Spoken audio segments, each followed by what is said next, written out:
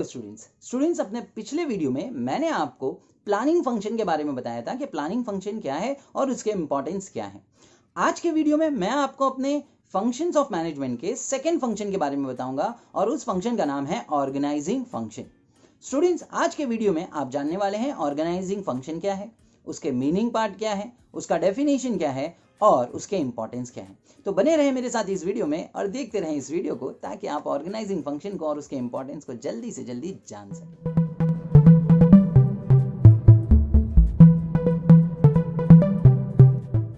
Students, organising function एक ऐसा function है जिसके बारे में कहा जाता है कि ये एक तरह का प्रोसेस है, एक तरह का प्रोसेस जिसमें आइडेंटिफाई किया जाता है अलग अलग रिसोर्सेज को। जिन रिसोर्सेज में हमें जो रिक्वायरमेंट ऑफ रिसोर्सेज है उसमें सबसे पहला जो रिसोर्स आता है वो रिसोर्स होता है मैन, यानी हमारे वर्कर्स। उसके बाद आता है मनी, उसके बाद आता है मटेरियल, उसके बाद आता है मशीन, उसके बाद आते हैं मेथड्स। तो ये कुछ रिसोर्सेज हैं जो हमें रिक्वायर्ड होते हैं अपने एम्स और ऑब्जेक्ट्स को पूरा करने के लिए। अब ऑर्गेनाइजिंग के फंक्शन में हमारे मैनेजर्स और हमारी मैनेजरियल अथॉरिटीज का काम और ड्यूटी क्या है कि वो इन सारे रिसोर्सेज को आइडेंटिफाई करते हैं और उन्हें टुगेदर करते हैं, उन्हें कंबाइन करते हैं ताकि इन रिसोर्सेज की मदद से हम अपने ऑर्गेनाइजेशनल एम और ऑब्जेक्ट्स को हासिल कर सकें, अपने एम और ऑब्जेक्ट्स को पूरा कर सकें। एज स्टूडेंट्स, प्लानिंग फंक्शन में हम ये प्लान करते थे कि हमें क्या करना है फ्यूचर में, जबकि ऑर्गेनाइजिंग फंक्शन में हम उस चीज को पूरा करने की कोशिश करते हैं अपने रिसोर्सेज की मदद से। तो सिंपली आप ये याद रखिए कि ऑर्गेनाइजिंग फंक्शन एक ऐसा फंक्शन है जिस फंक्शन में हमारे मैनेजर्स, हमारी मैनेजरियल अथॉरिटीज अलग अलग रिसोर्सेज को ऑर्गेनाइज करती है, अरेंज करती है ताकि उन और रिसोर्सेज की मदद से हम अपने ऑर्गेनाइजेशनल एम्स और ऑब्जेक्ट्स को इजी वे में अचीव कर सकें। स्टूडेंट्स, इस ऑर्गेनाइजिंग फंक्शन में सिंक्रोनाइजेशन का प्रोसेस बहुत इंपॉर्टेंट माना जाता है क्योंकि इसमें हर चीज को आपको कनेक्ट करना है, उन्हें यूटिलाइज करना है, उनमें एक तालमेल बनाना है। इसलिए सिंक्रोनाइजेशन का प्रोसेस भी इसी पार्ट में यानी हमारे ऑर्गेनाइजिंग पार्ट में कंसिडर किया जाता है। तो ये तो स्टूडेंट्स थोड़ा सा मैंने आपको बता दिया मीनिंग ऑफ ऑर्गेनाइजिंग के बारे में। चलिए जल्दी से स्टार्ट करते हैं डेफिनेशन ऑफ ऑर्गेनाइजिंग को जो आपके स्क्रीन पर आ रहा है। स्टूडेंट, आपके सामने जो डेफिनेशन आया है जो आप देख रहे हैं वो है, सबसे पहला डेफिनेशन जो मैं आपके लिए ले रहा हूं वो है मूनी एंड रेले का डेफिनेशन। मूनी एंड रेले का डेफिनेशन स्टूडेंट वो क्या कहते हैं? Organisation is the form of every human association for the attainment of a common purpose. Students, यहां पर आपको बता दूं कि ऑर्गेनाइजिंग के बारे में हमारे एक्सपर्ट्स का यह मानना है कि ऑर्गेनाइजिंग एक ऐसा पर्पस, एक ऐसा फंक्शन है जिसके थ्रू हम अपने कॉमन पर्पस को अचीव कर लेते हैं। यानी सिंपल शब्दों में ऑर्गेनाइजिंग वो फंक्शन है जिसकी मदद से हम अपने एम्स, ऑब्जेक्ट्स अचीव कर लेते हैं और जिस फंक्शन में हम अपने रिसोर्सेज को आइडेंटिफाई करते हैं, उन्हें टुगेदर करते हैं, उन्हें अरेंज करते हैं। तो स्टूडेंट, ये तो बात हो गई डेफिनेशन की। आगे बढ़ जाते हैं और स्टार्ट करते हैं हमारे इंपॉर्टेंस ऑफ ऑर्गेनाइजिंग के पॉइंट को। तो चलिए ले लेते हैं सबसे पहले पॉइंट को जो आपके स्क्रीन पर है। स्टूडेंट, फर्स्ट पॉइंट जो आपके सामने है वो है facilitates administration as well as operation. Student, first point जो आपके सामने आ चुका है वो है facilitates administration as well as operation. Student, organising process के बारे में कहा जाता है कि ऑर्गेनाइजिंग प्रोसेस जो है इसमें हम अपने एम्प्लॉइज को ये बता देते हैं कि उन्हें कौन सी चीजों को करना है, कौन से काम को करना है, जिसकी मदद से हम अपने काम को इजीली एडमिनिस्टर कर पाते हैं और साथ ही साथ उन कामों को ऑपरेट भी, यानी उन कामों का जो ऑपरेशन है वो भी कर पाते हैं। तो ऑर्गेनाइजिंग फंक्शन में हम एडमिनिस्ट्रेशन पार्ट भी संभाल लेते हैं और साथ ही साथ ऑपरेशन पार्ट भी कंप्लीट कर लेते हैं। तो स्टूडेंट, ये तो हो गया हमारे फर्स्ट पॉइंट का एक्सप्लेनेशन। आगे बढ़ते हैं और जल्दी से लेते हैं सेकंड पॉइंट को जो आ रहा है आपके स्क्रीन पर। स्टूडेंट, सेकंड पॉइंट जो आपके सामने आया है वो है ब्रिंग्स स्पेशलाइजेशन।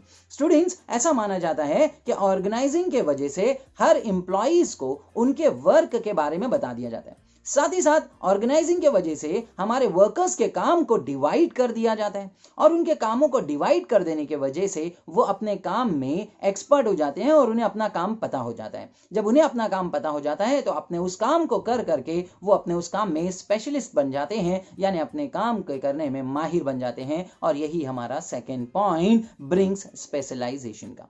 चलिए स्टूडेंट्स, आगे बढ़ जाते हैं और जल्दी से लेते हैं हम लोग अपने थर्ड पॉइंट को जो है आपके स्क्रीन पर।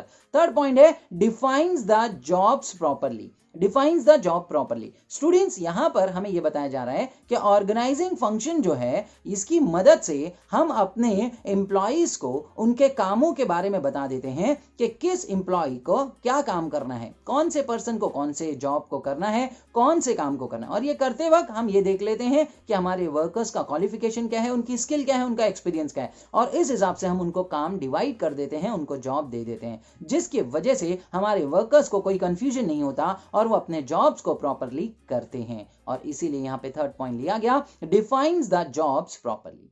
चलिए स्टूडेंट जल्दी से ले लेते हैं अपने फोर्थ पॉइंट को जो आपके स्क्रीन पर है। स्टूडेंट ये पॉइंट है clarifies authority and responsibility. Students organising का जो फोर्थ इंपॉर्टेंस हमारे सामने रखा गया वो ये है कि ऑर्गेनाइजिंग के मदद से हमारे मैनेजर्स को ये पता चल जाता है कि कौन कौन से रिसोर्सेज के अरेंजमेंट करने हैं और कौन कौन से रिसोर्सेज के अरेंजमेंट के बाद उन्हें कौन कौन से काम करने हैं, जिसकी वजह से हम ये कहते हैं कि उन्हें अपनी अथॉरिटीज और अपने रिस्पॉन्सिबिलिटीज के बारे में पता चल जाता है। और जब उन्हें अपने अथॉरिटीज और रिस्पॉन्सिबिलिटी के बारे में पता होता है तो वो अपने पावर्स का कभी गलत इस्तेमाल नहीं करते, बल्कि वो अपने कामों को सही ढंग से करते हैं।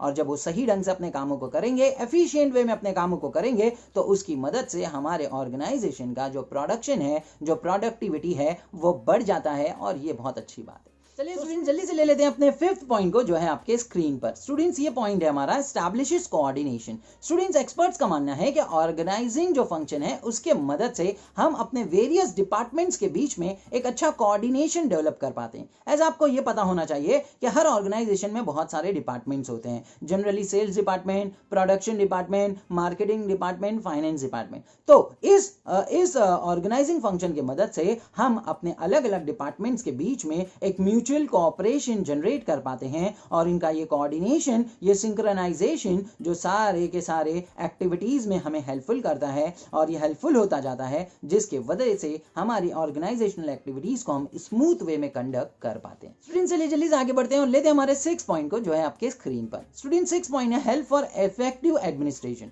स्टूडेंट्स ऐसा कहा जाता है कि ऑर्गेनाइजिंग फंक्शन एक ऐसा फंक्शन है जिसकी मदद से, जिसकी हेल्प से हम अपने एडमिनिस्ट्रेशन को, अपने काम को बहुत अच्छे ढंग से कर सकते हैं। क्योंकि ऑर्गेनाइजिंग फंक्शन में हम अपने कामों को अपने एम्प्लॉइज को समझा देते हैं, उनकी जॉब्स उनको बता देते हैं, अपने वर्क को डिवाइड कर देते हैं, जिसकी वजह से अपने काम को करना बहुत एफिशिएंट वे में, बहुत ईजी वे में आसान होता जाता है और यह हमारी एफिशिएंसी को बढ़ाता है और हम अपने एडमिनिस्ट्रेशन को इफेक्टिव वे में कंडक्ट कर लेते हैं। तो ये तो बात हो गई स्टूडेंट्स हमारे 6 पॉइंट की। आगे बढ़ते हैं अपने 7 पॉइंट को जो है आपके स्क्रीन पर। और 7 पॉइंट है हमारे पास helpful for growth and diversification.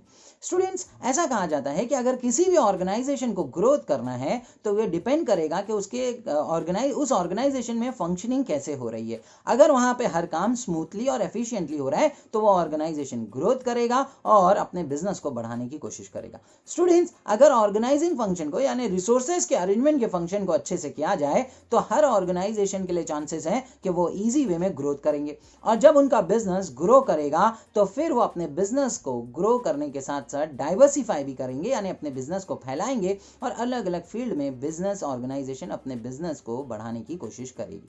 तो स्टूडेंट ये तो बात हो गई 7 पॉइंट की। आगे बढ़ जाते हैं, जल्दी से ले लेते हैं हमारे 8 पॉइंट को जो है आपके स्क्रीन पर। स्टूडेंट इस पॉइंट का हेडिंग है creates sense of security. Creates sense of security. As students organising function में हम अपने रिसोर्सेज को प्रॉपरली अरेंज कर लेते हैं, अपने एम्प्लॉइज को उनके कामों के बारे में बता देते हैं और उन्हें उनके जॉब्स के बारे में पता चल जाता है। तो अगर हमारे एम्प्लॉइज को अपने जॉब्स के बारे में पता हो, उन्हें अपनी रिस्पॉन्सिबिलिटीज के बारे में पता हो, उन्हें अपने पावर्स के बारे में पता हो, तो वो अपने कामों को अच्छे ढंग से कर पाएंगे। और जब वो अपने कामों को अच्छे ढंग से करेंगे, क्योंकि उन्हें अपने जॉब के बारे में पता है, अपने पावर्स और अपने रिस्पॉन्सिबिलिटीज के बारे में पता है, तो उन्हें मेंटल सेटिस्फेक्शन रहेगा। और जब हमारे एम्प्लॉइज को मेंटल सेटिस्फेक्शन रहेगा तो उनके अंदर एक सेंस ऑफ सिक्योरिटी क्रिएट होगी, यानी उन्हें किसी तरह का डर या किसी तरह का फियर नहीं होगा और वो अपने काम को बहुत ईमानदारी और ऑनेस्ट वे में पूरा करते रहेंगे। तो स्टूडेंट्स ये तो बात हो गई हमारे 8 पॉइंट की। जल्दी से आगे बढ़ते हैं और लेते हैं हमारे 9 पॉइंट को जो है आपके स्क्रीन पर, और यह है scope for innovation. Scope for innovation. Students, हमारे ऑर्गेनाइजिंग फंक्शन में हम अपने रिसोर्सेज को अरेंज कर लेते हैं और उन रिसोर्सेज को अरेंज करने के बाद अपने एम्स को पूरा करते हैं। स्टूडेंट्स, ऐसा माना जाता है कि एम्प्लॉयज को उनका काम इस फंक्शन के थ्रू समझाने की कोशिश की जाती है कि उन्हें क्या क्या करना है। एम्प्लॉयज अपनी लॉजिक से, अपनी सोच, अपनी थिंकिंग के से नए नए आइडियाज लेकर आते हैं अपने बिजनेस प्रोडक्शन एक्टिविटीज के लिए। जब हमारे एम्प्लॉयज अपने न्यू आइडियाज को लेकर आते हैं तो हमारे मैनेजर्स के पास भी इनफ स्पेस होता है, इनफ टाइम होता है उनके आइडियाज पे गौर करने का या खुद के नए आइडियाज को लेकर आने का। तो अगर हमारे एम्प्लॉयज के न्यू आइडियाज अच्छे हैं, हमारे मैनेजर्स के पास खुद के पास कुछ अच्छे नए आइडियाज हैं, तो स्टूडेंट्स उनके न्यू आइडियाज एक इनोवेशन लेकर आते हैं हमारे ऑर्गेनाइजेशन के लिए। और अगर ये इनोवेशन अच्छे होंगे तो हमारे ऑर्गेनाइजेशन को आगे बढ़ने में, हमारे ऑर्गेनाइजेशन को सक्सेस पाने में बहुत हेल्प हो जाएगी। और इसीलिए यहाँ पर 9 पॉइंट रखा गया, स्कोप फॉर इनोवेशन, यानी कुछ नया करना, कुछ अलग करना, कुछ नए आइडियाज लेकर के आना। तो जल्दी से आगे बढ़ जाते हैं और ले लेते हैं हमारे 10 पॉइंट को, जो है आपके स्क्रीन पर। और ये है हमारा helps in optimum utilisation of resources. Helps in optimum utilisation of resources. Students, ये कहा जाता है कि ऑर्गेनाइजिंग फंक्शन जो है, इस फंक्शन के मदद से हम अपने एम्प्लॉइज को ये बता देते हैं कि उनका जॉब क्या है, उनका काम क्या है, उनकी वर्किंग क्या है। और जब आप उन्हें बता दोगे कि उनका काम क्या है, उनका वर्क क्या है, तो अपने उस काम को कर करके वो उसमें स्पेशलिस्ट बनते जाएंगे।